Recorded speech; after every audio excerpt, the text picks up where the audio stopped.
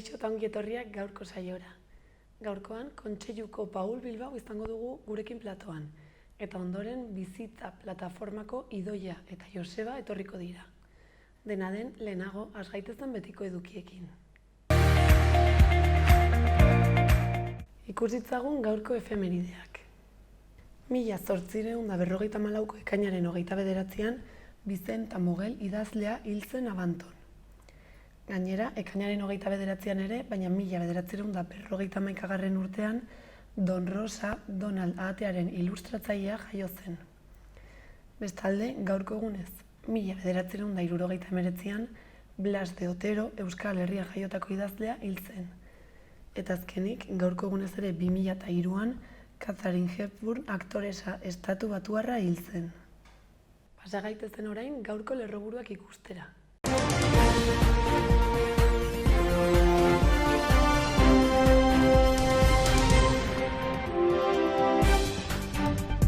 Nafarroak 42 koronavirus kasu berri atzeman zituen atzo, positiboen tasa 3,1 dago. Aste honetan koronavirusaren aurkako 53.000 dosi ematea aurreikusten du Osasun Departamentuak. Aniztasuna eta errespetuaren aldarria egin du LGTBI plataformak Iruñako kaletan.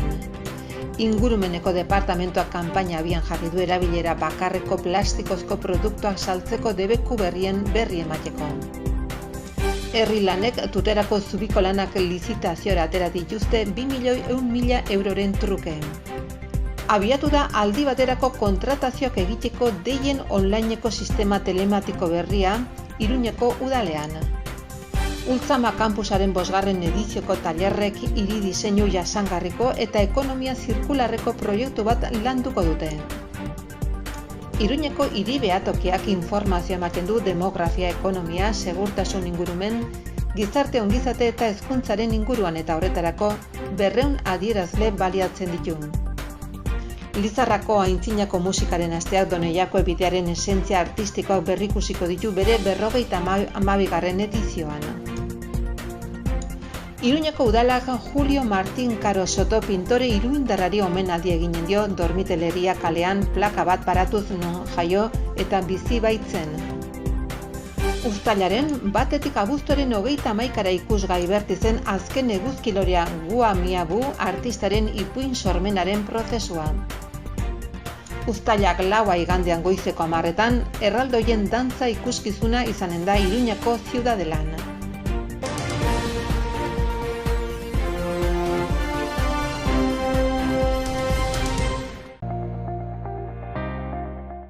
Gaurko komunikabideen azalak aztertzen jarraituko dugu. Diario de Notiziasekin hasiko gara. Titularrak dioenez, erretiroa aurreratzeagatik 121 murrizketa 2024tik aurrera aplikatuko da. Horretaz gain, Iruñean harrotasunaren egunean 100 lagun elkartu zirela azpimarratzen du. Eta argazkian, azpilikueta Eurokopan handitu egin dela nabarmentzen du. Gai aldatuz, Navarra Sumak eta PSNek eroritakoen berrurbanizazio proiektua hitzartu dutela jakinarazten du gaurko Notiziasek. Baita 6. eguna dela ere, Nafarroako ziuetan COVID-19gatiko ingresaturik gabe. Bestalde, Inmarkoaingo hondakinen instalazioa 2024ko ekainean aktibo egongo dela aipatzen du. Eta bukatzeko, sektore publikoko interinoak 3 urtera mugagabe ez finkoak izango direla jasotzen du gaurko azalean. Diario de Navarrarekin jarraituko dugu. Titularrak pentsioi buruzko akordioa nabarmentzen du. KPI-aren igoera eta erretiroa atzeratzeko saria izango direla jakinaraziz. Argazkiaren bidez aldiz, Espainiak laurdenetarako trena hartu duela irudikatzen du. Azkenik, Nafarroan aste honetan 82.000 txerto dosi baino gehiago jaso direla aipatzen du azalean. Gara aztertzera pasako gara. Titularra Euskal Herria Bilduk etorkizunari aurre egiteko zer behar den eztabaidatzeko eskatu duela da. Argazkian eskubideen aldeko matxinada irudikatzen du, harrotasunaren egunaren harira. Bestetik, EAEn metatutako intzidentziak makrobotrea akusatzen duela aipatzen du Garak, eta pentsioen erreformen lehen akordioa estatuko mahaian dela ere jakinarazten du. Amaitzeko, Tim Merlierrek Alpezinen bolada ona luzatu duela azpimarratzen du, beste erorketa egun batean. Berria ikusiko dugu orain. Albiste nagusiak borrokarako eguna aldarrikatzen du, atzoko harrotasunaren eguna dela eta. Horretaz gain, Iker Elizalde, Hendaiako kantonamenduko Euskal Herria Baiko hautagai irabazleari ere tarte handia eskaintzen dio gaurko azalean. Gai aldatuz, Madrilen pentsioak 2022tik KPI-aren arabera eguneratzea hitzartu dutela jakinarazten du. Bestalde, bizikletako banatzaileen baldintzak EAEko ostalaritzaren itunaren arabera arautuko direla ere aipatzen du gaurko berriak azalean. Eta amaitzeko, AEBek Sirian eta Iraken milizia xiiten aurkako aire erasoak egin dituztela aipatzen du. Euskal Herria irratiarekin bukatuko dugu. Albiste nagusia, sistema heteropatriarkalaren aurkako hotsek eta askatasun mezuek Iruñeko kaleak hartu dituztela da. Gainera, Iruñean, bi emakume erasotzeagatik gizon bat atxilotu dutela ere jakinarazten du komunikabide honek. Eta azkenik, Navarra Sumak parlamentuak epaitegian deklaratzera deituta dagoen feministari babesa ematea galarazi duela aipatzen du.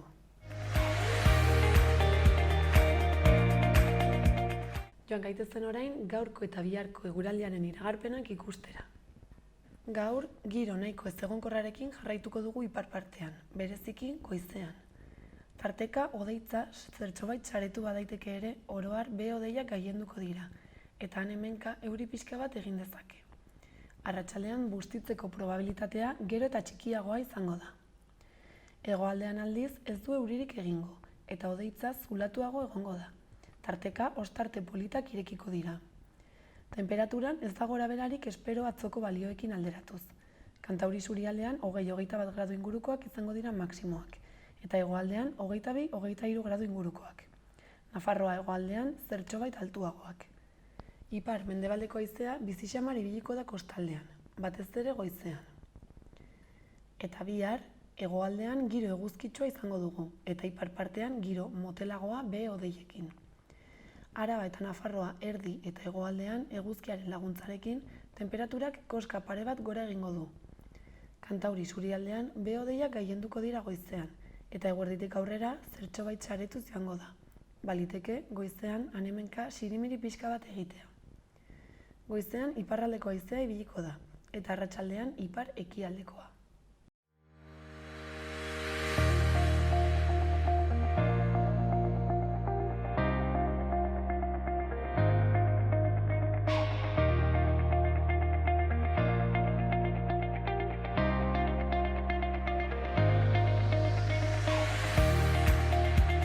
Orain, Kontseiluko Paul Bilbao etorri da gurera platora. Kaixo, Paul. Egunon. Zer moduz? Ongi, aspaldiko parte, zona etorri gabe, azken elkarrizketa guztiak online egin behar izan ditugu egoerak eskatuta, orduan oso pozik zuen platora berriz ere hurbildu nazelako. Bueno, ari da pixkatez normaltzen ja guztia. Bai, nik uste dut uda baindik, luzea izango dela gauza batzuetarako, arraroa, ez gaude iazko egoeran, gauza asko koberan dute, badago txertoa, orduan ikuste dut, eta badago nekea, nik uste dut, gizakio badakagula nekea, ez hau luzegi jo duela. Orduan ikuste dut hori, trantsizioozko uda izan behar dela, utzi beharko diogu, eta berri ikasturte berriarekin gauza benetan normaltzen diren. Bueno, eta euskararen egoerarekin zertatuko da, hori hobera, okerrera? Ez dakigu, guk esan genuen, eta hain dela urte beteo eta zitzen genuen, ez da, justo San Juanen bueltan orkestu genuelako gu gero euskaratik dokumentua ez, kezkaz bizi genuelako, pandemia honek nola eragin zuen hizkuntzaren normalizazioan, ez genekielako benetan ze arrastu utziko zuen, eta, espero dezagun, hori nahiko nuke, kontua guk ez dakagula txertorik, ez dakagu txertorik ez, nola osatu, nola zendatu badakigu. Kontua da, agintariek ez dutela txertori erabili nahi. Hori da, gu dakagun arazoa. Gu badakigu zein den bidea, hizkuntza eskubidea bermatzeko, zein den bidea euskarak aurrera egin dezan. Tamalez, hor daude botika horiek, baina ez dituzte baliatu behar. Orduan, ostiral honetan ez, jendeak herritarrek eskatu beharko du. Hori da, herritarrek eskatu behar dute txertoa. Herritarrok eskatu behar dugu immunizazioa. Herritarrok eskatu behar dugu guk ere gure eskubideak bermatzeko tresnak behar ditugula, gure eskubide bermatzeko txertoa behar dugula. Kontua da, orain Nafarroako gobernua txerto bat ari dela prestatzen, eta txerto horren osagaiak ez direla egokiak, txerto horren osagaiak ez direla balekoak herritarren eskubidea bermatzeko. Gaurko testu ingurura ekarrita, demagun, orain COVID-aren aurkako txerto bat esperimentatzen ari direna, eta txerto horre, badakigu hasieratik, osagai horiek ez dutela gaixotasunaren ez gaituela zendatuko. Paradoxa da, baina Nafarroako gobernua antzerari da jokatzen euskaldunon eskubideekin. Eta hor ere, duintasuna, kohesioa, justizia, berdintasuna askotan ari gara errepikatzen mezu hau Nafarroan. Ez garelari herritarren kapritxoez, ez garelari hizkuntza elementu ornamental baten gisa, honen guztiaren atzean duintasuna dago eta herritarren eskubideak daude. Mira, zuek aipatzen duzu pixkat hau noiztik dator, 2019ko... Bai, hau bat dator, egia esan, larun batean 20 urte dira Kontseiluak hizkuntza eskubideen behatokia sortu zuela. Eta orduan, behatokiaren lehen jarduna izan zen, orduko Nafarroako gobernuaren lan deialdi batzuei errekurtsoa jartzea. Orduan, bagatoz, 20 urteko puntu batekin. Baina egia da orduan, UPN zegoela gobernuan, eta egia da orduan, UPNek ekin ziola oso modu bortitzean dekretuen bidez euskararen normalizazio prozesua galgatzeari. Afera da, 20 urte beranduago, horrela gaudela, eta azken takada hau, zuk kontatzen zuen bezala, lotzen zaio 2019ari. 2019an, Nafarroako Auzitegiak baliogabetu zuen euskararen dekretua, eta guk orduan gobernuari esan genion helegitea jarri, errekurtsoa jarri, gutxienez epaiarekiko desadostasuna agertzen. Ziguten ezetz, lasai, dekretu berri bat ari gara prestatzen, eta dekretu horrek blindatuko du euskararen ezagutzaren kontu hori. 2019ko urrian egon ginen gu kontseilariarekin, 2019ko ekainako 29 ditu gaur. Ez da egon dekreturik, baina bien bitartean lan deialdiak egon dira. Eta zer gertatu da? Lan deialdi horietan euskararen ezagutza ez dela merezimendutzat hartu, ez legeak ezarritako eremu mistoan, ez legeak ezarritako eremu euskaldunean. Orduan, orain dela 20 urte aplikatzen zen politika aplikatu dute, eta oso larria iruditzen zaigu, ez? Azkenean, hau ez da orain dela 20 urte zegoen gobernua. Edo gutxienez, hori saltzen du. Eta honi guztiari lotzen zaio, gobernuak ja filtratu egin duela dekretu berriaren nondik norakoak. Eta iruditzen zaigu eskandalozkoa dela batetik horrela filtratzea eta eragileekin lehenago espartekatzea, hori iruditzen zaigu serioago egin behar direla gauzak, hemen kontua ez dela filtratuko dugu edabideetan gure konbenientziaren arabera, hori bat, baina, filtratu dutena, esan bezala, oso kezkagarria da. Nola sentitzen zarete? Sentitzen gara benetan, iruzurra egin dutela, eta gu gainera lehenengo pertsona esan zakegu, iruzurra egin digutela. Gu 2019ko urrian esan zitzaigulako, naiz eta aurreko dekretuarekin, geuk ere, gure zalantza genituen, bazituen bere elementu positiboak, bazituen bere elementu kezkagarriak, baina, guri esan ziguten, horrela izan zen, ez diogu errekurtsoari, epaiari errekurtsoa jarriko, hemendik eta gutxira, hau guztia blindatzeko dekretu bat abian jarriko dugulako.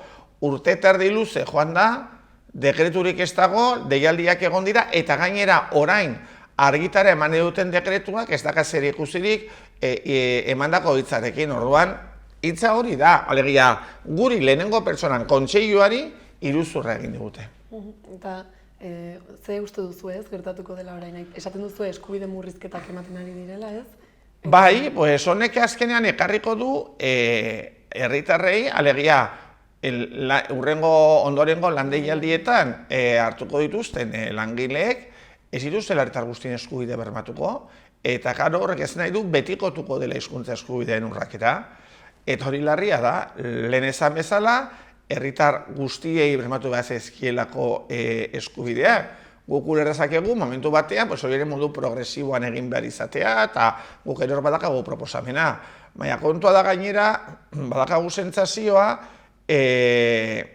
alderdi batzu berak ari direla, denbora guztian hau danak atramilatzen, karo, eske langileak daude tartean, ez berez eztabaida hori ez denean. Eztabaida da zein dira gobernuak herritarren eskubidea bermatzeko hartuko dituen neurriak.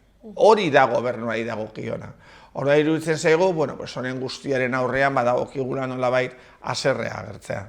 Eta zer dela eta uste duzu ez? Ari dela gobernua da jarrera hau izaten gauza bat esan?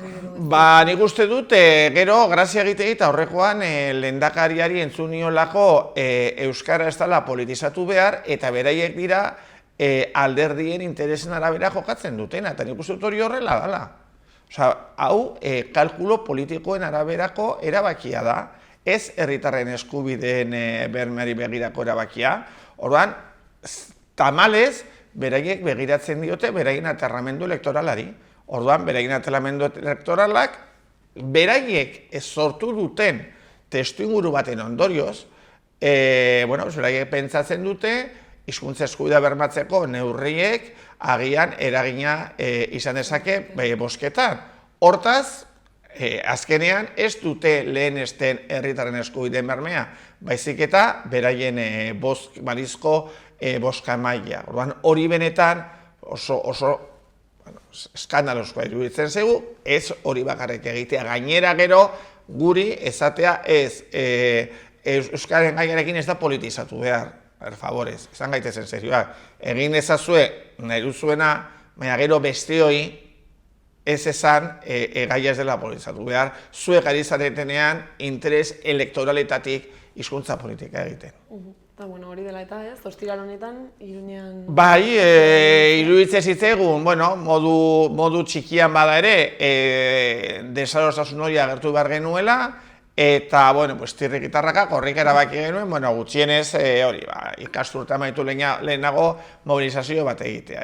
Egia da, dekretuarenak hainbat urratz pasatu behar dituela, esan dutenen arabera bigarren segilekoan hasiko da prozesua, baina ere kezka dokagu ea abuztuan ez diren astez, Bai, ikusita nola jokatu duten, guk aukera guztiak aurre ikusten ditugu.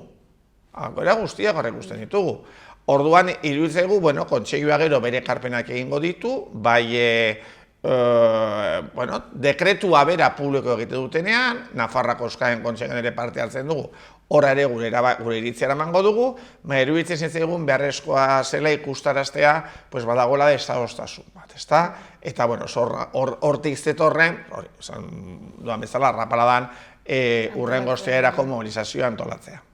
Gainera, beste eragile batzuekin batera, ez? Antolatu duzu. Bai, gure bazkideek eskatu digute, azkenean kontseilua eragileen bilgunea da, eta gure bazkideek esan zuten, gutxienez, halako, kalera atera behar dugu, modu xumean bada ere, kalera atera behar dugu, gutxienez ikusadila badagola desadostasun bat. Eta gero egia da, pentsatu beharko dugu, estrategia erabiliko dugun, prozesua bera hasten denerako. Aurrekoan lehendakariak aurreratu zuen, bigarren segilekoan datorren, bigarren segilekoa abuztuaren batean hasiko da. Eta hor, tamalez badugu kezka dekretuaren argitarapen publikoa, legia beraien webgunean ekarpenak egiteko tarte hori, ez ote den etorriko abuztuan. Baina, abuztuan badatorre guk egingo dugu, irailean badatorre guk egingo dugu, eta gero ezan bezala horrek prozesu bat, dekretua zinut egun batetik besteron hartu. Badira urraz batzuk, eta guk parte hartzen dugun foro guztietan gure iritzia agertuko dugu. Eta espero dezagun, alegia hauek filtrazioak dira, egia da nahiko, gobernuko lehendakariak eta bozeramaileak azaldu dute hortik ez diela mugituko, orduan ez dugu aurre ikusten lehen proposamen horretan aldaketak egongo dienik, baina espero dezagun beraiek proposatzen duten hau ez izatea azken dekretua. Eta hor, alderdi guztiei eskatzen diegu erantzukizunez jokatu behar. Eta orduan gauza hauek aldatu ahal izateko ze baldintza eman behar dira edo nola aldaitu da? Bueno, claro, guk ezin dugu, ez gaude gobernuan, guz gaude parlamentuan. Orduan hor, beste alderdiek ere zer esan eta zer egin izango dute. Egia da hau berez dekretu bat gobernuaren erabakia dela, ez da lege bat, ez da parlamentoak erabakitzen zerbait, baina, politikan dana negoziatzen da, nidaki dela. Horrela ikusi dut beste gai batzuetan, orduan, beste alderdiek ere presio egin beharko dute, halako dekretu bat ez onartzeko. Orduan politikarien eskutan egongo da? Orain bai, guk gizarte eragile bezala, noski guk gure ekarpenak egingo ditugu, baina egia da, Nafarroa suspertu nere ekarpen asko egin genuen, tamalez ez ziren kontuan hartu. Guk, Kontseilua berak dokumentu integral bat egin zuen, aurreko udan, Nafarroa susperturen karira, gehi gero ekarpen zehatzak. Gure bazkideek ere ekarpenak egin zituzten. Oso ekarpen gutxi onartu ziren gure aldetik, eta horre ere kezka agertu genuen, orduan mesedez ez zabaldu horrelako prozesuak. Ni beste barik gabe esatea, eragileen ekarpena jasoko ditugu, alegia postontzi bat jarriko balute bezala, postontzi horretan gure ekarpena jasotzeko, baina gera kontuan hartuko ez badira, edo gutxienez, eztabaidatuko ez badira. Nik uler dezaket, zagian gure ekarpenekin bat egiten ez dutela. Ados, baina guk hori eskatu gure gobernuari, jarraitezen mai baten bueltan. Hitz egin dezagun. Baina gure sentsazioa izan zen, prozesu parte hartzailea eta gure ekarpenak bide desberdinak bidali gainituen gaineraz, eskatu zitzaigun. Gizarte eragileei propio eskatu zitzaigun zuen ekarpenak, guk dokumentu integral bat egin genuen. Eta egun batetik bestera, zero. Ez egu zer iruditzen benetan, gizarte eragileko harremanak ezin dira horrela ehundu. Ezin da esan, zure atzetik nago mesedez bidali proposamen bat, eta gero hori, kenduta ados edo kontra egon, kenduta onartu duten, ez duten onartuko, baina elkarrizketa bat sortu behar duzu. Elkarrizketa bat, bestela ez da egia. Ez da egia, halako planak egiteko gizarte eragilea kontuan hartzen direnik, eta horrek bai kezkatzen gaitu. Esan bezala, iruditzen zaigulako, oraingo gobernuak beste erantzukizu bat izan beharko lukeelako gizarte eragileekiko. Egoera horrela egon da, zirudi oso erresa izango denik, ez? Ez da erresa izango guk, baina, guk gure bokazioa hori izan delako beti, guk ekarpenak egingo dizkiogu dekretuari. Egingo dizkiogu, seguramente gainera, maila desberdinetako ekarpenak. Alegia, zein izan beharko luke gure ustez, Nafarroako herritarrek beharko luketen dekretua, egia da, badakagu egiturazko arazo bat, egiturazko arazoa da, Euskararen legea indarrean dagoela, orduan legeak berak ja, ofizialtasuna eremu bakar batean esartzen duela, eta orduan horrek oztopua jartzen dizkio eskakizunak jartzeari, baina, bere momentuan ere guk esaten genuen, derrigortasunak ezin badaia jarri ere, bestelako bideak balia daitezke. Gara honek ere eramaten gaitu sakoneko arazoa. Sakoneko arazoa da, gaur egun indarrean dagoen marko juridikoak lagundu baino oztopoa jartzen dituela. Hori ere egia da, orduan badakigu zer aldatu beharko litzateke. Egia da, gaur egun parlamentuan ez dagoela borondaterik horretarako. Ez dago borondaterik horretarako, gutxienez, gaur egungo marko juridikoak ondo hartuta, dekreturik ahalik eta eragingarriena onar dezazuen. Ez onartu, alegia lege murritza dakagu, eta gainera dekretuak legearen irakurketa murritza egiten du. Orduan horrek ez daka zentzurik, gobernu baten bokazioa beti izan behar du legeen interpretazio malgua, baldin eta herritarren eskubidea jokoan badaude, eta gure kasuan ez da horrela.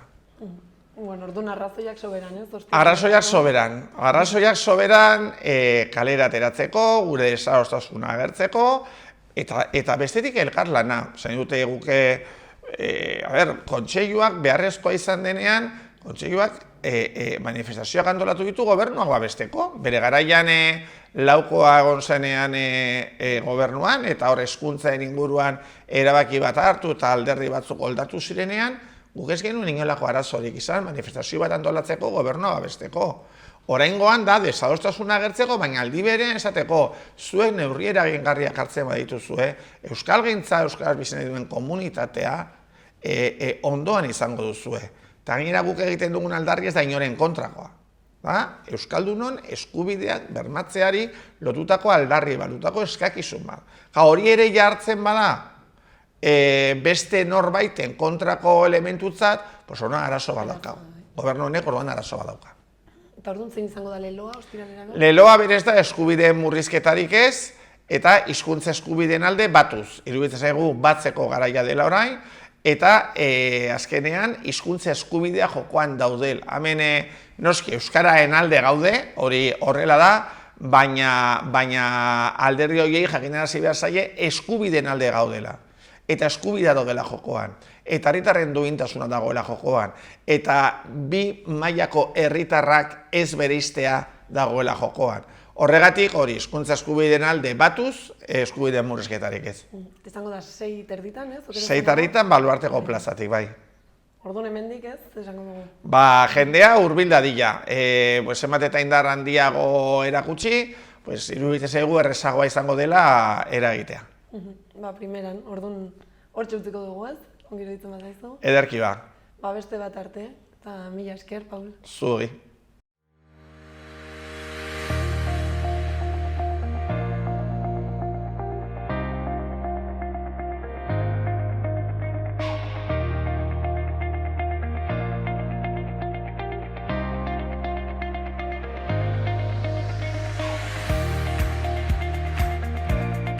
Udalerrietako albisteekin jarraituko dugu.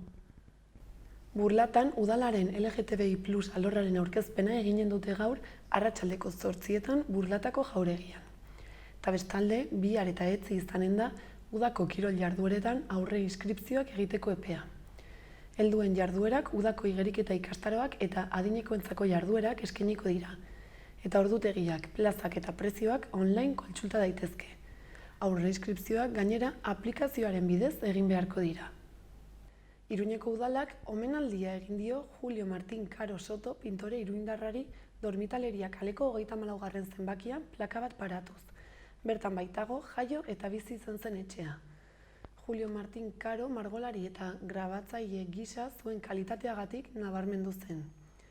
Madriletik Espainiako figurazio berria bultzatu zuen artista taldeko kide izan zen, zeina 60ko hamarkada hasieran garatu baitzen eta joera informalista abstraktuen aurkako erreakzio bat izan baitzen. Arte espainiarraren berritzaile horretan erreferentzialak izan ziren artisten garaikidea izan zen, hala nola Saura, Barjola, Mateos, Medina eta Frailerena.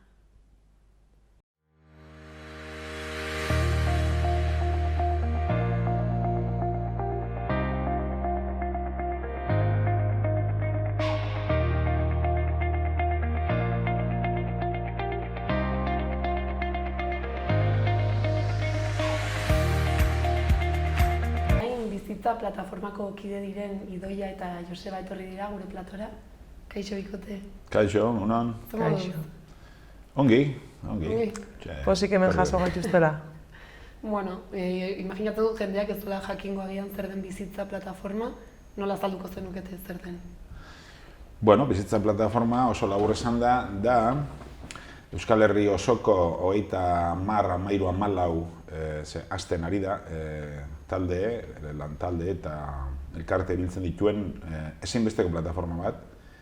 Gaur egun gertatzen den egoera tamalgarri honen aurrean, nolabait gizarteari erreferentzia bat sortu nahian eratutakoa, eta gehien bat,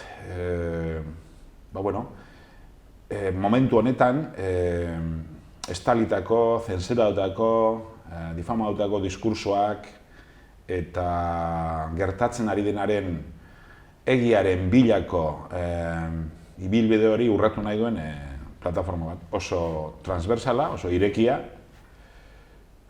Elkar apenas ezagutzen den jende osatua, kalean ezagutu era, hala beharrean egoerak batu gaitulako, eta eratzen ari gara, eta da, uste dut, ezinbestekoa basamortu honetan partidu politiko guztiek, sindikatu guztiek, erakunde guztiek, erreferentzi guztiek, alineatuta daude alde beren, eta zuek bestaldean. Guk, bestaldean ez, gu bilaketan, egiaren bila, eta edozer sinisteko prest ez gaudenez, horrari gara lanean, laino guztien azpitik eta sasi guztien gainetik.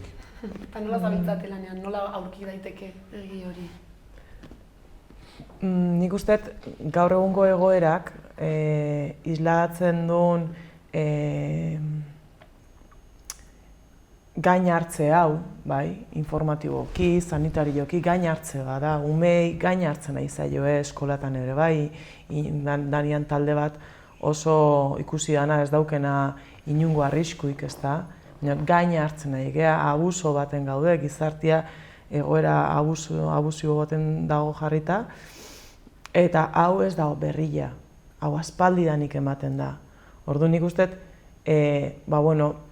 bilaketa hontan gaudela jende bat lehenuotikan gai guzti hauek, osasuna, hezkuntza edo bat edo beste, ikertzen edo sensibilizatzen eta sakontzen jungeanak, eta beste jendarte bat, gauzak mahai gainen jarri dianean, eta ez duenean kuadarratzen, irregularidadeak hainbestekoa dianean, kiatza hainbestekoa danean, eta honek zerbait damaki, iskutauta, eta ezin dianean behitzen, konturaudiak hainbat gauzataz, ezta? Orduan, jende guzti hori biltzen geha, eta bizitza azkenean da, hemen eta han sortu dian talde eta azkenean modu natural baten junda eraikitzen eta behar bat sortu da, ez? Zaten, hemen zakabanututa gauden jende guzti hau erabaten koordinatu gaitezen, ez? Eta bizitza sortu da.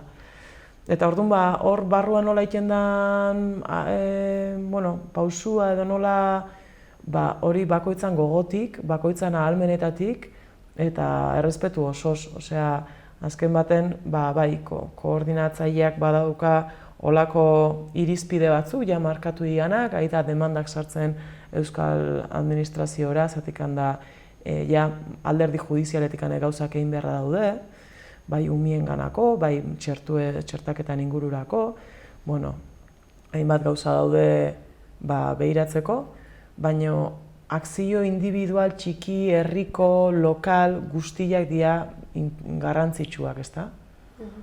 Orduan, hemen gabiltza, nola, dana berria dan, eta gaina ez dakaun, inungo erakundeik, inungo baliabide handirik guzti hau egiteko eta kudeatzeko, gabiltza etengabeko sortze hontan, dazkaun baliabide urriekin, alde hona egiten, ezta?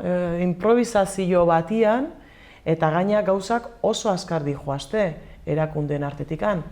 Eta Euskal Parlamentuak lehengo hastian firmatu zuen COVID lege bat, era bat lekuzkanpo, gaur egun tribunalak, maskarilen alde batea lagatzeko legedibilak eta zenbait alderdik esaten dunez lasaitu gaitezke, baina Euskal Parlamentuak erabaki du gogortzeko momentua dela. Eta jendiak ez daki ze gertatzen nahi dan. Eta jendiak ez daki gaztientzako ze etorkizun nahi dian egosten eta umeentzako, eta gizarte osoantzako, zaharrentzako. Orduan, hemen gabiltz, ura hauetan. Kontua da, esaten egon naizena, horren jakitun diren jende asko isilik dago, beste batzuk ausartzen gara esaten, eta beste asko, ez dira ausartzen esaten, baina bai aktibatzen ausartzen dira. Aktibatzen ausartu diren horiek, Euskal Herrian zuzen, nagusik izango nuke gaudela bilduta plataforma honetan. Zergatik, oso momentu larrian gaudelako, bai Euskal Herri mailan eta bai mundu mailan, ze hau agenda hau da mundu mailakoa. Hain da mundu mailakoa ze, gobernu guztiek, ia salbuespenik gabe, ari dira neurri beretsuak hartzen. Eta biztan geratzen da gobernuak ez dutela agintzen, erakundek ez dute agintzen. Gobernuen gainetik dagoen zerbaitek, norbaitzuk, agintzen dute. Eta, behin hori jakindakoan, hain momentu larrian, batzuk ezin du gizilik egon, ezin gara geldi egon, eta hemen gaude. Orduan agenda hori nondik dator edo hori ez dara? Oso interesgarria da komunikabideentzako bereziki hor ikertzea. Nik ez dut gehi hitz egingo, tentuz jokatu beharra dagolako. Baina badago nahiko ikertzaile, hortaz aspaldi hitz egiten ari denik, eta nortzuk inon agertzen ez diren horiek. Nik datu bat esango dut, bai? Pistari jarraitzeko, bai? Eta da, OME, edo OMS erderaz, mundu mailako osasun erakundeak, ja urte pila bat amazkiela privatizatuta dagona. Eta dago batiz bat Bill Gatesen eskutan eta Big Pharma, korporazio farmazeutiko handien eskutan. Horrek esan nahi du, OMSak interes ekonomiko batzuk jarraitzen ditula. Eta OMSak demanda internazionala dauzka bere bai fraudietatikan, pandemia fraudiak, lehenu hori pandemia fraudiak izan ditulako, azkena 2009koa izan zen la mayor farsa sanitaria de la historia. Baina oengo honek, buelta eman dio, aixe. Baina gero baitare dauzka demanda pila bat, ze infertilidade eta gaixotasuna arazo sortu ditun Txinan, Indian, Afrikan, demandak kiloka dauzka. Kiloka, bai? Eta berau da epaile gaur egun egoera hontan munduak zer egin behar duen, nola egin behar duen, ze arbrito jarri deu? Tedros Adhanom jauna, osasun mundu erakundeko presidente dena, da gerra kriminal bezala, konsideraua, eta Etiopian. Bill Gates da gaur egun mundu mailako osasun ministraria. Dauka osasun mundu erakundearen finanziazioaren zati nagusia bere esku dago. Eta orduan, bera paseatzen da, autoridade horrekin. Europako gobernu guztiak egiten diote men, jartzen diote alfombra gorria, eta erabakitzen du zelan, nola aterako garen epidemia honetatik. Ez mediku ez ezerre, bere garaian virus informatiboak eta antivirusak sortzen zituen. Badia nahiko pista, ez? Piskat juteko puzlia egiten. Zuen aldarrikapenak edo zeintzuk dira ez guztionekin? Gure aldarrikapena da jakin behar dela zer gertatzen ari den. Zeren dakigu, hau ez da suposizio bat, dakigu, gertatzen ari dena, izkutatzen dela, gertatzen dela kontatzen diguten horren ostean. Hada, eraikita dagoen errelatoak, kontakizun horrek, daukan funtzio bakarra da, ez benetan jendeak jakitea zer gertatzen ari den. Orduan, zer nahi dugu jakin? Gertatzen ari dena. Eta horretarako zer nahi dugu? Isilarazten dituzten, zensuratzen dituzten, eta gartzelaratu eta heltzen diren jende horien iritziak eta ezagutzak jakitera eman eta geuk ere ezagutu. Milaka zientzileari, milaka mediko, milaka profesional maila askotakoak eta milioika hiritar daude guztianen jakitun. Gehienak ez dira ausartzen. Da ausartzen dira egin juste, zensuratu, baztertu eta baita ere hil. Hau esatea gorra da, baina horrela da. Entzungo duzu hau komunikabide nagusietan? Ez, duzu entzungo. Ze hau esatera hurbiltzen denak ateratzen du disparauta leihotik. Egoera hori da. Baina hau gertatzen da irakaskuntzan, medikuntzan, nik irakaslea naiz. Bera sanitarioa da. Sanitarioen gure taldean daude mordo bat jende eta plazan hitz egitera ausartzen direna dira oso banaka bat. Euren artean bera, irakasleen artean neu eta beste 3-4. Zergatik hori? Askok ez dutelako jakin nahi, beste batzuk ez dakitelako, da beste askok jakinik ez dilako ausartzen. Baina zuek adibidez ez ausartu zarete eta... Gu bai, gu ausartzen gara. Zerbait gertatu da edo? Baina, bai, klaro gertatzen dira. Ze? Gauza asko, gertatzen dira, hasteko urrunbarik, jendeak bestera batera tratatzen zaitu, edo zaitu agurtzen. Nik ez eta inbeste esperientzi hori jasotzen edo neu ez nago horri behira egila zen. baino bai inkomodidadia sortu aldezula jende askongan, porque beraiek beren zean. Baino nik usteet tokatzen dela, zerbaiten jakituntzeala ezin dezu zeuretzako gorde. Osea, eta gertatzen nahi dana, benetan kokatzen dezunean eta zer larritasun dakan ikusten dezunean, baina nola da posible egoera berri baten aurrean mundu mailan kontau diguela egoera berri bat dagola, eta ez egotia iritzi bat besteik. Hori ez da pasau medikuntzan inoiz. Zergatik handa, edozein patologiaren aurrean, tratamenduak desberdinak dira eta medikuak kongresuak egiten dituzte patologia horren aurrean ze erabiliko zuten eta batek modu hontan atendiko luke bestiak bestaldea bestiak eta hor egoten da eztabaida bat. Gaur egun ez da iritzi desberdintasunik, iritzi ezberdin bat lehengo momentutikan hori oso ondo landu zuten ze hau zerbait balimada gertatzen nahi dana da ingenieria linguistikoa eta ingenieria soziala. Eta lehengo momentutikan etiketak oso garbi jarraituzte. Negazionismoa izan da bat, ez erabiliena. Orduan, iritzi ezberdin guztiak etiketa honen pian, bai, eta hori ez, zikinduta gelditzen dira. Iritzi hauek ja argumentuak ez dira eztabaidatzen, baizik eta direktamente zensuratu egiten dira. Nola da posible hori? Zerbait berria balima da, iritzi ezberdinak egongo ba, hori izango daba naturala. Eta eztabaida zientifiko bat egon beharko du ba, datuak maigainean jarri, kontrastau, eta ikusten, bai ze gertatzen nahi dan, eta bai ze erantzun eman behar zaion, eta nola jarraitu aurrea behira. Hori ez palima dago, ez dago zientziarik, dogma bat da, agindu bat da, eta hori gertatzen nahi da, aginduak betetzen nahi dira. Sanitarioa gaur egun ezin dute beren profesioa aurrera eraman, zatik handa goitikan etortzen zaioe, nola atendiu eta zer egin eta zema fitxa bete behar dituzten eta oso entretenitua dituzte sanitario guztiak. Baina beharen askatasuna paziente bat koitzai zer dagokion erabakitzeko eta aurrera eramateko zea, tratamendua ez dauke. Eta horren ondorioz, hainbeste jende hilda, okerreko protokoloak aplikatzeagatik mundu osasun mailak berak aginduta. Autopsiak debekatuta. Autopsiarik ez da egin, eta Italian egin zuten lehen autopsia, guzti horren kontra joanez, italiarrak izan behar, ez dira informalistak eta zorionez, konturatu ziren, baina hau ez da esaten ari direna. Hemen jende hiltzen ari gara. Eta parlamentuan uste dut izan zuela mediku batek, barkamen eskatu zuen, gero, funtzionatzen duten erremedioak, bai preventiboak eta bai sendagarriak daude zirkuitos kanpo, osea, ospitaletan ezin dira erabili, orduan, karo, nengoan esaten honik, blankoien botella, da jentea dio, alkitran. No, blankoien botella alkitran ezin da izan.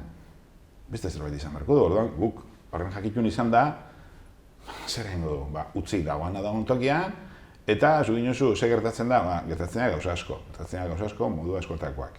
Eta nolabait, inorrez da esponitzen, inorrez da agertzen publikoki, justo ordaintzen dezulako larrutik. Eta ez dakigu, noraino ordaindu daiteken.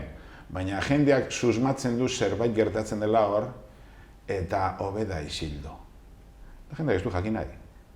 Bueno, denaren aipatu duzu geroz eta jende gehiago, ez? Ari zaizuela batzen. Zorionez bai, atentu handiz. Karo, hain da pastela tamainukoa, hain dago aspalditik antolauta eta idatzita, ze agenda guztia idatzita dago. Rockefeller Fundazioak 2010an uste dut, ditu eszenatoki desberdinak deskribauta bere txostenean, eta horietariko bat dauxe. Eta hori, non dago txosten hori? Txosten hori dakazue? Disponible, Sarian. Sarian. Bai, bere fundazioa firmauta. Davoseko foroa, begira agenda 2030, ikastetxe eta erakunde guztietan ezarria dagona, horren ostean zer dagoen, horren ostean itxura hain solidario eta hain ekologikoaren ostean zer dagoen. Hau da, beste bat da, hau da, Klaus Schwab izeneko The Great Reset, izeneko liburua, El Gran Reseteo. Foro Ekonomiko Mundial lehen zuzendari dana eta Davosekin erabat lotua, karo. Hori da. Eta bertan, esplizituki irakurri dezakezu, nola dioen, krisi honen ostean, zarratuko dela ostalaritzaren eta enpresa txikiaren 75%. Eta guzti horren jabe egingo dela nor, imagina nor, zut esango nor, denok dakigu. Arekin hasten da eta enekin bukatzen da. Orduan, esan duana. Guztia lehenagotik dagoela. Claro. Ni hemen dakat jendiai benetan galdetzeko esaten, badakigu gizatasunak erren handia zekarrela aspalditik, eta boteria eta diruak eukidula presentzi behar baino askoz handiagoa gure histori guztian, eta zapalkuntza eta, bueno, ez, nola eratu dan gizartia, jakitun gea. Ze pertsonak pentsatu du, lehen urtean pandemiakin, danak bihurtu diala santo eta filantropo. Politikoak bere lan aiten nahi dira, politikoak sinistu behar ditugu politikoak gaur, zergaitik. Komunikabideek ez aldakiu lehenu hori, zenbat gezur, manipulazio eta zenen eskutan egon dian. Gaur zergaitik egongo dira egia esaten. Ezke haunek esan du, ezke bestiak esan du. Bai, baina ze pasatu da? Danai ontasuna etorri zaie komunikabide, politikari eta korporazio guztiek ja beren interes ekonomikoa laga dituzte eta farmaindustria hoain zure osasunan alde dabil eta ez gaixotasunak sortzen eta beren lukrua behira. Hori, noiz eroigea inozentzia hontan. Osea, ematen du batzutan olako zea bat indiguela, konjuro bat bezala, bai? Eta jendeak paralizi batetik, eta nire ustez hor marka handia izan zen 2 hilabete etxian eukin gintuztela, orduan horrek sortu zuen denbora bat, bukle bat, errepikakorra, ez genekiula noiz aterako zen, eta jende askok paralizi baten sartu zen. Zan, nik hemendikan atea nahi dut, nik normaltasuna nahi dut, eta nik esaten diena iteko pres nago. Bai? Eta jendeak uste du, esaten digutena egiten badugu, bueltako garela lehengo bizitzara. Hori ahaztu. Lehengo bizitza amaitu zen. Eta iragarrita daukena, benetan, hileak tente jartzekoa da. Eta zer da? Irakurrita bilatu. Gizarte oso kontrolatua, ez oso kontrolatua, guztiz makinaria bihurtua, horretarako 5Garen eta bere 100 metrorako antena errepikatzaile sistema mundu osoan zehar, kontrolatzeko mugimendu guztiak, rekonozimendu facial deritzen hori, transakzio guztiak, diru fisikoaren desagerpena, kontrola, dago iragarrita urte gutxi barru izatea, totala, kanpotik eta saber barrutik, bai ustea saber. Horren... Txertoaren arira. Ez dakigu, txertoa zer daraman ez dakigu. Ni dakidana da oso gauza ezagunak nik gogoratuko ditut. Bat, aldatzen da, orain dela 10 bat urte, pandemia hitzaren definizioa. Espreski. Zertarako? Askoz baldintza murritzagoekin pandemia aitortu ahal izateko. Pandemia aitortzen duzunean, pandemia izenpean tratatzen duzunean egoera sanitario bat, horrek ematen dio estatuari kriston tresneria bestela erabili izango lukena. Oain 10 urte, prestatzen dute hori. Gero, beti pentsatu izan dugu, idoiak dinoen bezala, banku handiak bereziki, da txikiak ere ikusi den moduan, aurrezki kutxekin berton, joan gabe, direla, lapursoka bat eta euren funtzioa dela nagusiki gizartea eskilmatzea, sakeatzea. Hori jakina izan da, orokorrean badakigu. Politikariak badakigu ze ospe duten Espainian eta baita hurbilago ere. Eta gauza bera esango nuke komunikabidetaz. Komunikabidetaz badakigu 5 enpresa talderen jabetzakoa direla, eta 5 horiek azken baten direla esku beretsuetan daudenak. Eta gezurren gainean esaten digutena orokorrean. Horretarako daude eratuta, enpresa horien zerbitzura. Orduan, derrepente, gizarteari esaten die, begira, oain, ados jarri dira bankuak, mundu finantziero hori, jarri da ados komunikabideak eta politikariak. Politikari guztiak, ideologi guztietakoak, eta Euskal Herrian horretaz badakigu, ze inoiz ez da egon ezer adosterik, hamarkadak egin just elkarbiltzen, herriaren askapenaren izenean, soberanian izenean, eta bueno, bakoitza bere aldeari zea inez, putze inez, eta bain derrepente denak, nolabait, xehetasun txiki batzuk salbu, daude zeharo ados, eta aldaketa, alde bakarra izan daiteke batzuk nahi dute handik urrutiago joan. Baina inork ez du presentatzen inongo aholkularirik. Eta ez dago inolako aholkulari publikorik, eta inolako abal zientifikorik. Beraiek dia horren portaboz. Nortzuk dira asesoreak? Ez dira ezagutzen. Euskal mundu politikoko aholkulari sanitario zientifikoak non daude eztabaidatzeko, da guk saiakerak egin ditugu, batek ez du komunikabide ofizialetik aparte, egunan 24 ordu diskurso bera gertzetaz aparte, eztabaida minimo bat inorekin eduki nahi. Orduan, hainbeste adostasun, historia guzti hori jarraitu dunak, estenatuak honen aurrean, lehenengo kolpean, Normala da ez, agian politikariak ezin istea, baina gero interneteko informazioaren aurrean ere zalantzak izatea, ez? Zeharo, jakina, ezin duzu sinistu interneten agertzen den guztia. Beste esango dizu, zergatik. Estrategia honen barruan, dagoelako gure kide den Alfonso Longok azaltzen duena, inundazioaren estrategia. Hau da, eremua inundatu, egiak eta gezurrak nahaztuz, gainezka jarri jendea. Hori da estrategia. Orduan, egia da. Nola jakin. Ikertuta. Ikusiko duzu notizi bat eta justu kontrakua, denbora guztian.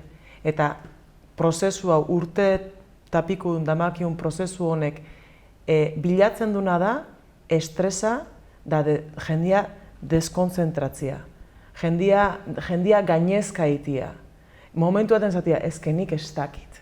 Nik ez dakit eta ni ordaz, baina nik oso argi dakat jendiak intuizioa eta jende helduak batiz bat mantentzen du intuizioa eta bere hortan esateula, nik ez dakit igual virusetaz eta alderdi sanitarioaz, baina nahi zerbaiteko esaten dit honek ez daukala itxura honik. Hau ez dala kontatzen diguena, bai? Hortaz, gauza da informazioa, bai? Eta informazio gainezka hortan nahastu inalda bat. Beste alderdi bat da norberen intuizioa, bai? Eta hirugarrena eta pista handiena emango iguna. Jakinda komunikabide zentralek korporazioen eta agenda honen propaganda iturri diala, nun ez duten ikertzen behaiek anuntziatzen duen informazio hori baizik eta propaganda jaso eta zabaldu iten dute, gaur egun propaganda edatzaile bihurtu dira komunikabideak. Orduan, kasi hor esatei zuena, kontrakoain eta osasuntsu bizitzeko askoz baliabide gehiago izango ditugu. Jantzi maskarila, arnaz hartu. Ez zaite bildu zaite. Bai? Zein da arriskua? Ez dago tratamendurik. Homeopatia ez da ona, CDC-a ez da ona. Hartu homeopatia, hartu CDC-a. Hidroxikloroquina, ivermectina, denak baztertu. Industri farmazeutikoko tratamenduak nun autopsian ondoren erabilgarri ikusi zian, haiek ere zensuratu indituzte, zatik handa egin behar den nada, erremeio guztiak kendu, eta txertua jarri erremeio bakar bezala. Eta oso argi dago, azeratikan, hau dala. Helburua zein da? Gizartea txertau. 100%, ahalik izan ezkeo. Ze modutan zartu zea hau? Bale? Relato bat konstruituko dugu. Pandemian definizioa aldauta, eta autopsiak ebitauta, porque bestela ikusingo zaigu bat zertan nahi gehan, bai? Eta tratamendu guztiak gu konfiskauta, eta PCR-en erabilera oso desegoki batekin itxurazko gaixotasun bat sortu jaz, maskarilekin ibiliko gea espazio guztietan eta itxurazko zea bat ingo deu, lehen ozian arnaz aparatuko gaixotasun guztiak, gripe guztiak eta sintomatologia guztiak gaur egun ja COVID izango dira, bai? Eta hiperkontagiosu izango zea, bildurra sortuko deu, kulpa sortuko deu, mehatxupian erabiliko ditugu geizki portatu zea, oain gogortu inberko ditugu neurria ze geizki portatu zeate, eta guzti honek enbudua isten dijua, eta txertaketa jendiak azkenean eskatu iten du. Txertaunde, ez? Ateatzeko zulo hontatik.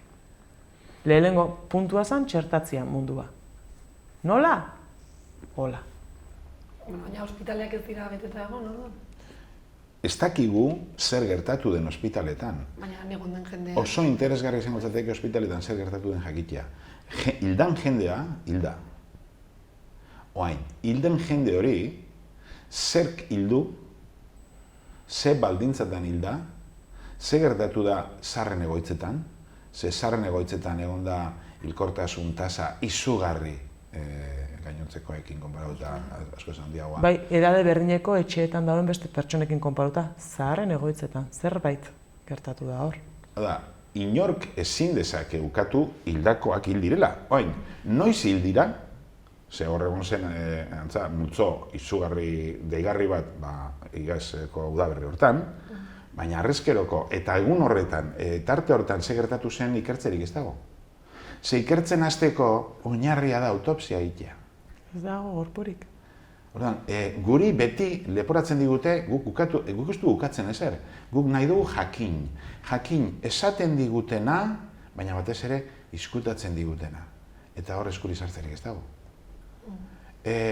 Nire ustez, txertoa da bitarteko bat baita ere, ez da helburua. Baina helburu transitorio bezala, klaro dena helburua, txertaketa. Eta horretarako, ezinbestean, agertu behar du jendearen horren ez dagoela remediorik. Bestela ezin da txertatu, ezin da derrigortu txertaketa. Orduan, justu hor dago, zuk esan duzu, zertan oinarritzen gara interneteko informazioak ikerketan. Baina non ikertzen duzu, ez? Ikertzerako bidean, non bilatzen duzu? Zeu zu kasetaria zera. Nun ikertzen du kasetari batek? Bueno, depende zer duguna, baina gaur egunez, interneten bereziki. Claro, baina interneten ere bilatuko du irizpide batekin. Eta interneten bilatzen hasten bazara, eta zu, basoaz komunikabide nagusi batera bereziki. Neu proposatu gizkizu gero nahi baizu, pare bat edo hiru frente, berehala testatzeko, hori bai badala PCR-a. Zu hasi ikertzen bi hiru bidetatik, eta ja noraino heltze zaren. Zindagizu, desaela pasauko, sarrera batetik. Erdakazu, hori guri gertatzen zaigu. Hori ez da interneten bilatzen duguna, hori da geu bizitakoa. Egunero bizi ditugu, egoera oso deigarriak. Oso deigarriak. Eta gurekin kontaktuan dauden hainbeste mundu osoko zientzilari, ze gaur egun, komunikatzen gara, ez aurrez aurre, baina, trukatzen du informazioa hainbeste ikerlari seriorekin. Eta orduan, konturatzen zera, herrialde guztietan gertatzen ari dira gauza berak, mezu berbera jasotzen, muga berberak esartzen, zentsura berberak esartzen, eta informazio berberak izkutatzen.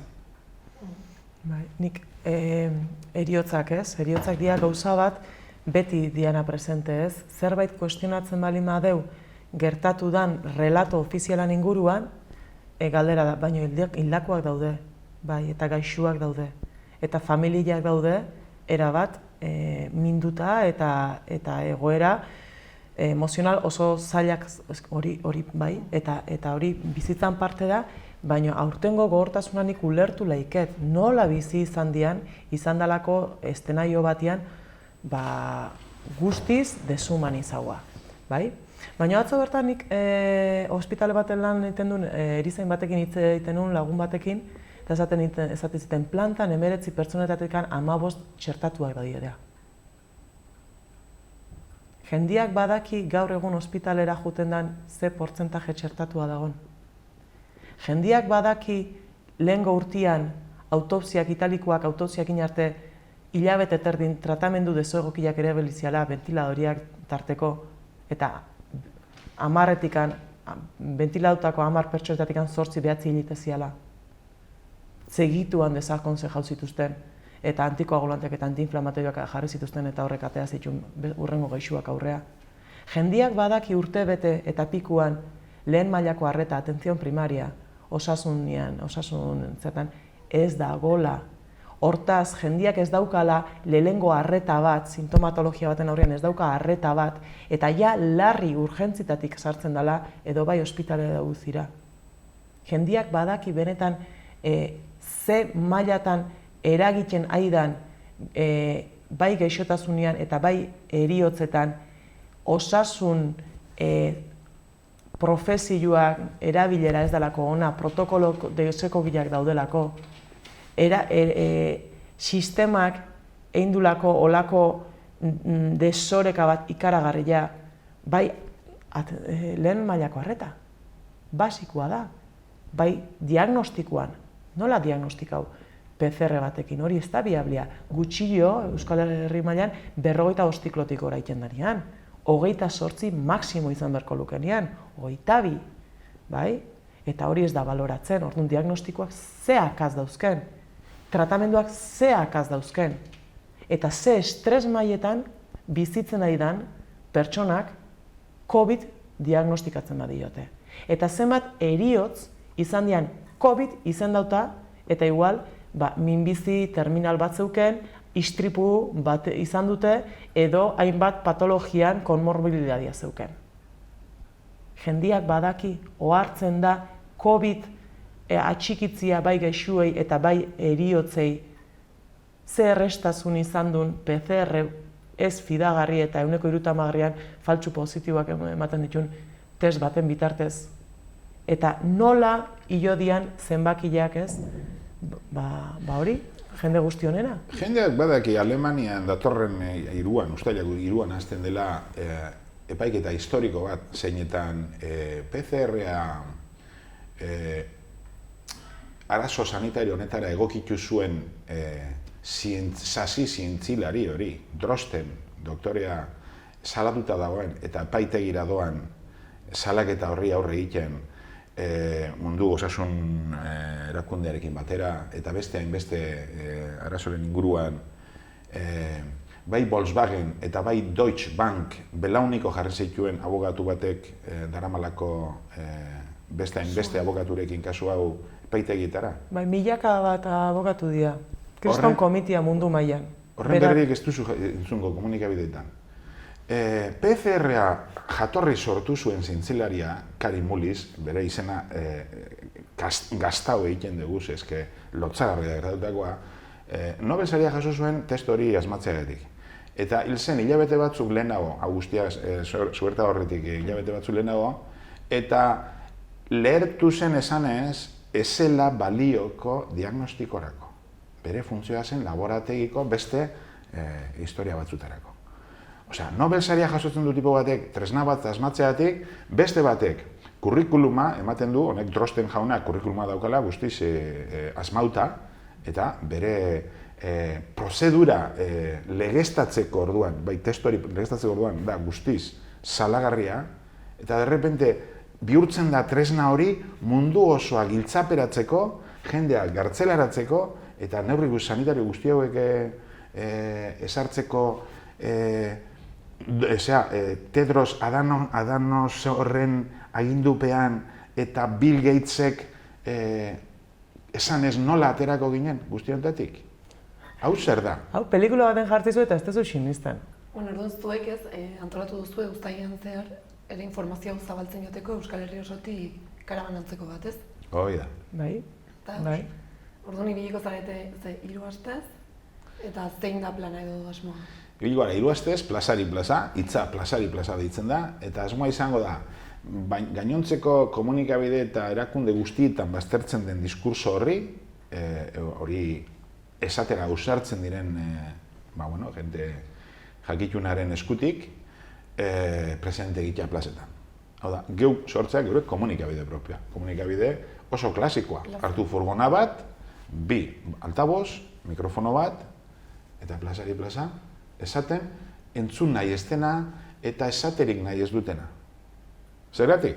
Nahi dugulako jendeak eukitea gutxienez aukera entzuteko beste bertsio bat, eta beste bertsioa ez edonoren edo desein eskutik. Baizik eta, hainbeste denbora ikertzen ari den jendearen eskutik, eta basamurtu guzti honetan, horrek dakarren prezio ardaintzeko prest dagoen jendearen eskutik. Horrek berez uste dugu berezko balioa daukala, eta hortan arituko ere. Orduan, plazaz plaza sakonduko duzu, hemen kontatu duzuena gehiago. Bai, gaika, sortuko ditu baita foro sektorialak, mai inguruak, kazetariena ere, bagara sortzeko, gonbidatuta zaudete. Plazan bertan, forotxoa sortu, mikro pare batekin, eta transmititzeko asmoa daukagu, medikuak, sanitarioak, baserritarrak, ostalariak, hitza emanez, eske, zuk ikusten duzu teleberri eta teleberri zaitzen da. Egunean, 4 ordu, 6 orduz, mezu berbera, baina, non dago kasetaritza beneteko? Ez dago kasetaritzarik. Desagertu da kasetaritza, desagertu da ideologiak, desagertu da sindikalismoa. Plano. Sentitze gara umezurtz. Bai, eragaten da, bizirik gaude. Bai? Eta bizirik daun pertsonak, askatasuna eta osasuna nahi ditu. Bai? Horiek ez dira kuestionau aldian zerbait. Gu bizirik gauden momentutikan, guk eskubide batzu dauzkau. Bai? Eta hori, hainbat hitzarmen internazionaletan jasota gaude. Bai? Eta orduan, gu bizirik gauden horrekin eta gure eskubideak dazkaula bizirik gaudena, sentitzen dugu, zerbait egin beharra dakaula, bai? Eta orduan, nola helarazi jendiai oso zaila da, hitzaldietan, juntatzen baitugu 200-300 pertsona, gutxinaka guaz, baina inundikan inoz dakau, komunikabide dauken arrasatzeko gaitasun hori. Ze gu gaude, beste leku baten, klandestinidadian esango dugu, mezuak zabaltzen eta elkarlanak egiten. Eta jendia batzen nahi da, zatik handa, oasi bat bilatzen du. Ai ama, ai altzeate bat, bai, torri, bai?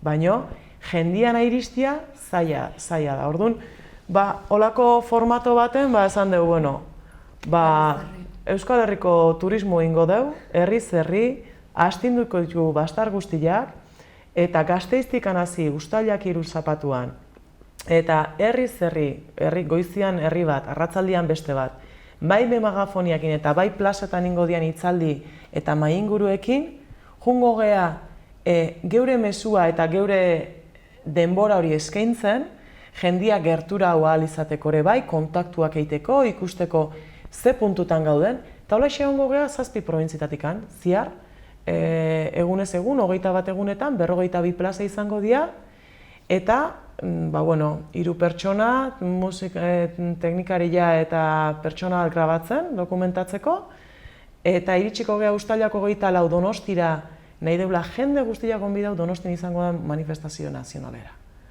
Bai? Gasteizen izan zen maiatzak 15an, 3.000-4.000 pertsona elkartu ginen manifestaldi, ospakizun, jendetsu, koloretsu eta eder bat, hori ere etzan isladatu komunikabideetan, inon etzan asaldu ez portadan ez inon, bai, 3.000-4.000 pertsonako manifestaldi bat izan zela urtebeteko paralizi sozial baten ondoren, eta, garbi ikusi dugu, guk geukin behar deula, geure martxaren difuzioa, eta hori da abia puntua ez. Goazen, ahalik eta bastar gehien ikutu, eta jendiai gonbidatzea gurekin batzeko gauden puntuan. Etorri daitezela, eta mugitu gaitezen elkarrekin, eta konpartidu dezagun elkarrekin, eta izango ditugu medikuak, abogauak, izango ditugu kazetariak, hezitzaileak, baserritarrak, hosteleriako jendia, izango dugu jendia, guzti honen inguruan zerbait daukan esateko. Eta nik uste interesgarria dela jendia gerturatzea entzutea. Bai, errespetuz eta, ikustea beste iritzi batzuk, zenola sentitzen dituen. Aipatu duzu gauzatxo bat, deldu nahi nioke, geure eskubideen aipamen hori. Gu goaz, plazari plaza, baita ere, geure eskubide zeintzu diren, ezagutzen, eta eskubideek dagozkigula gogoratzen jendeari eta gure buruari.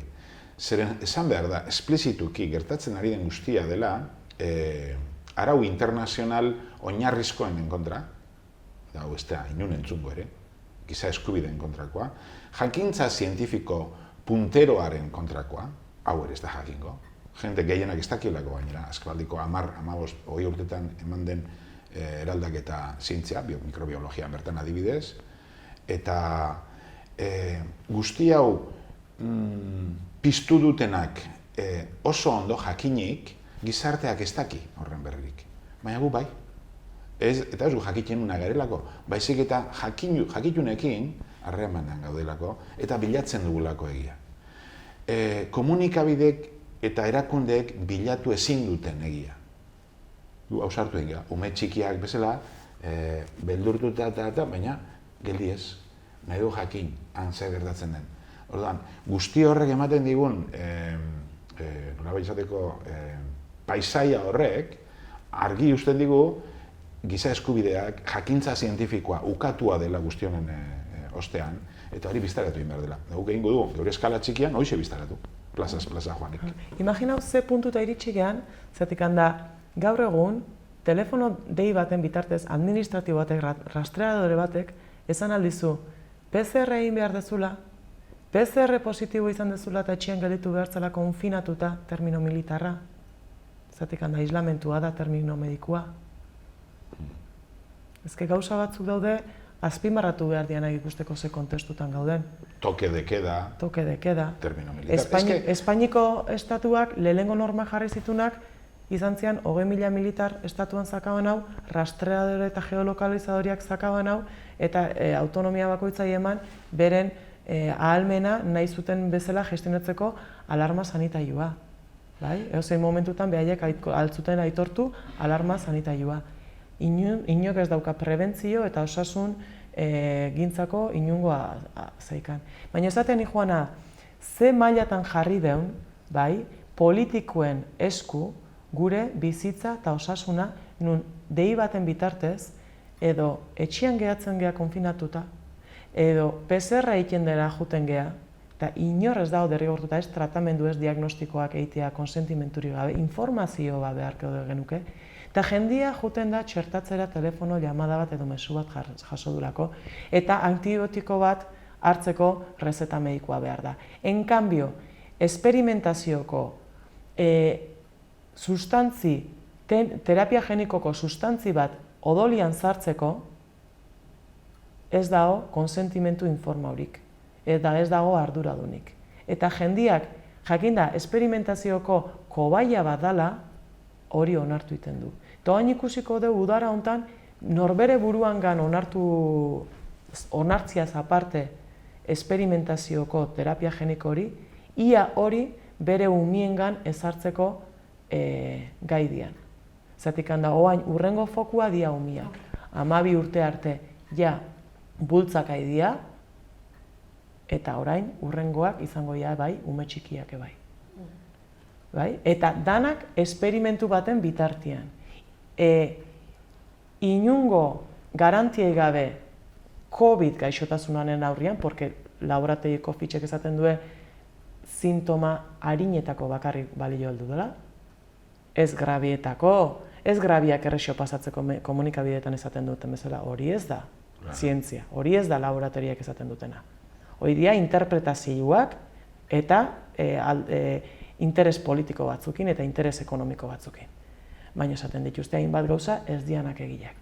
Baina jakingo baluke jendiak, esperimentazio horiek, epe motzian, ze ertainean eta luzian ez dakau ideikan, susmuak bai, baina ideik ez, epe motzian ze eragin dauzkaten, jakingo genuke eragin horien lista dala beldurgarria, dala gaixotasun oso serioak, autoimmuneak, neurologikoak, eriotzataz hitz egiten dizute, eta Europa mailan 14.000 eriotz ja izendatu dira.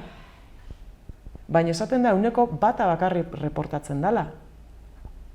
14.000 eriotz txertuen eraginpian. Bai? 1% reportatzen da. Eriotz asko izan dianean txertuan erondorioz, ezan da ez omentzaile eman denbora immunizatzeko. Leheno dana zan COVID, oain ezer ez da txertua. Agian utzi beharko dugu. Detaile bakar bat, esan duzunaren arira, farmazeutikak oso ondo lotu dute kontua, zeren ez daukate inolako erantzunkizunik edo zer gertatuta ere. Legez. Orduan, jendeak ezagutuko balu, euren prospektuetan zer daukaten idatzita, da jakingo balute ez dutela inolako erantzunkizunik asumitzen,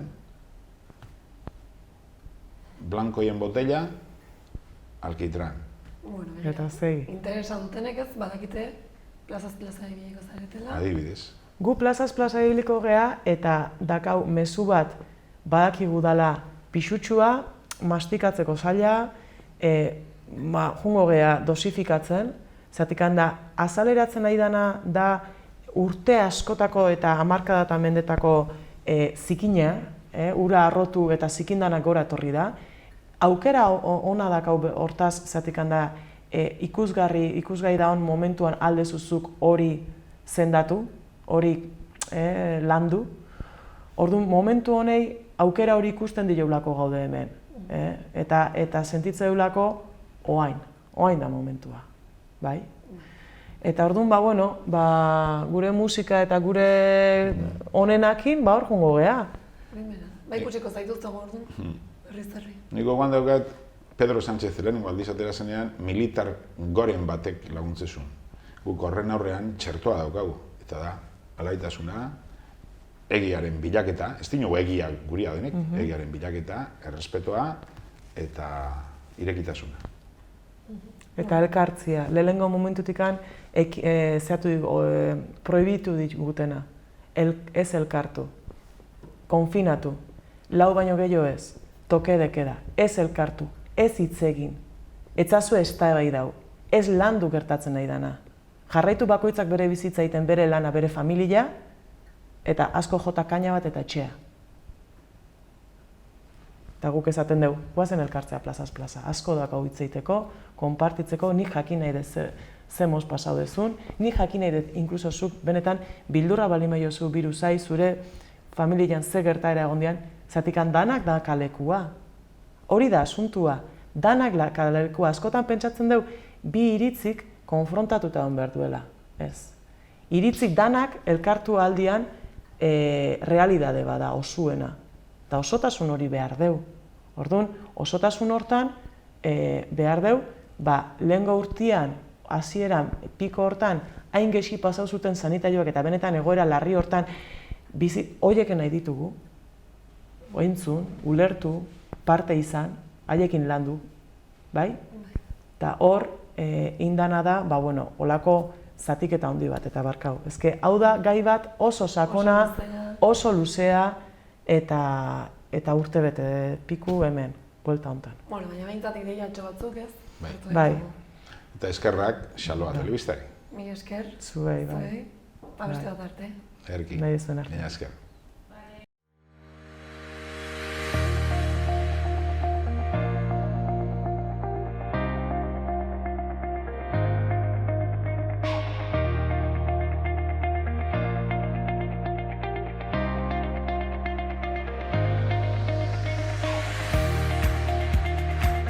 Beno, gaurkoz hau izan da guztia.